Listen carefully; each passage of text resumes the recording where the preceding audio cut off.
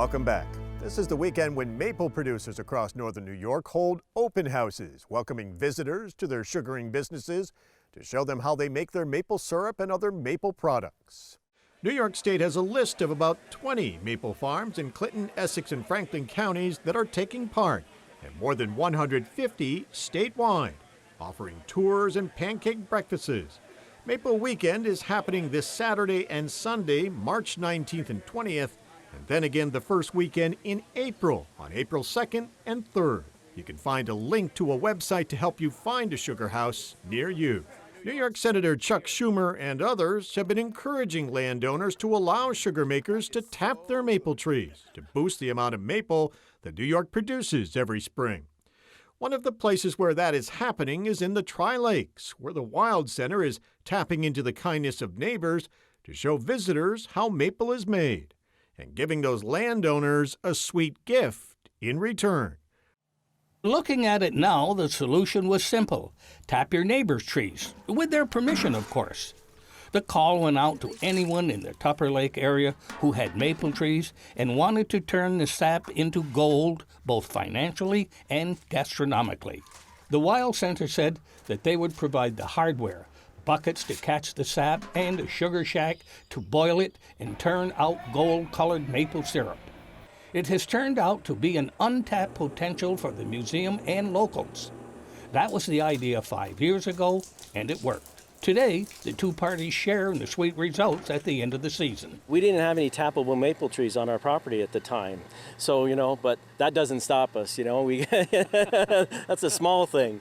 So we know our neighbors had a lot of trees.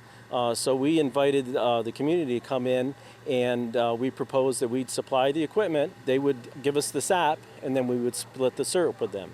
Now, the number of people taking advantage of the program grows annually. It fits our mission really well, and it builds community, because a lot of the tappers, might not have any connections with the museum, but with the Maple Project, they get involved, and then they see all the other things that we're doing. So it really broadens our base of support.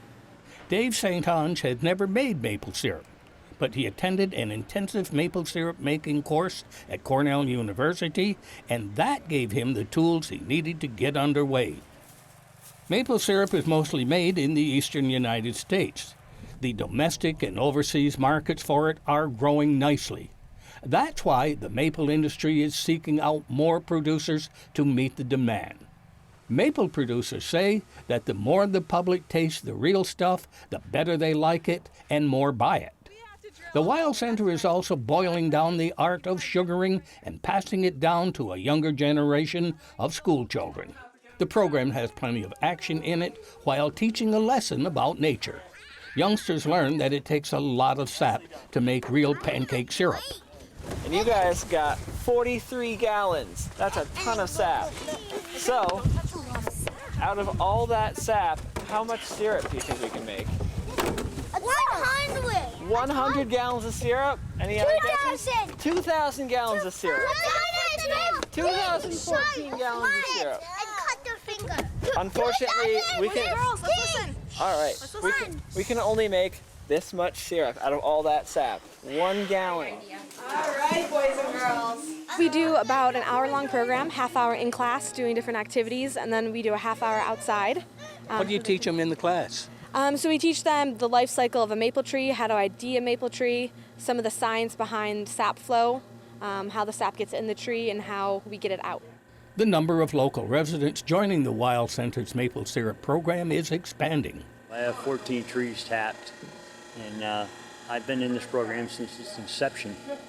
And the last 2 years, each year, my wife and I have donated 89 gallons of sap each year. So, why did you get in the program?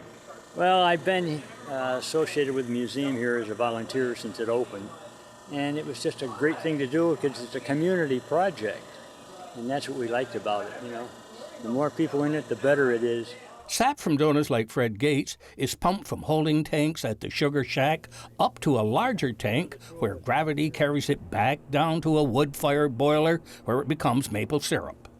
Legend has it that the Native Americans were one of the first to make maple syrup. They did it by splitting a log in half, hollowing it out. Then they poured sap into that, and then they took red-hot rocks, put them in the log, and that boiled the sap down to make maple syrup. Only a fraction of the maple trees in New York are tapped. The program introduces people to sugaring, and that expands the market. This year's unusually warm winter weather upset the sap flow from maple trees. It began much earlier than normal. Could that mean less syrup made this year? The season's come much earlier than it normally does, which is not necessarily a bad thing. The only thing we're concerned about is that it's going to get too warm too quick. So, if we haven't made a whole lot of syrup up till now, there's a concern that the season could end early and we might not wind up with a full harvest. As the daily temperatures rise, sugar season gets shorter. The Wild Center also noticed the difference the weather made in lessening their sap flow this year. But no matter what conditions Mother Nature throws at them, this crew will bring the sweet delight from the tree to the table, courtesy of their neighbors, with trees waiting for the Tupper Tappers to do their job. For Mountain Lake Journal, I'm Jack LeDuc in Tupper Lake.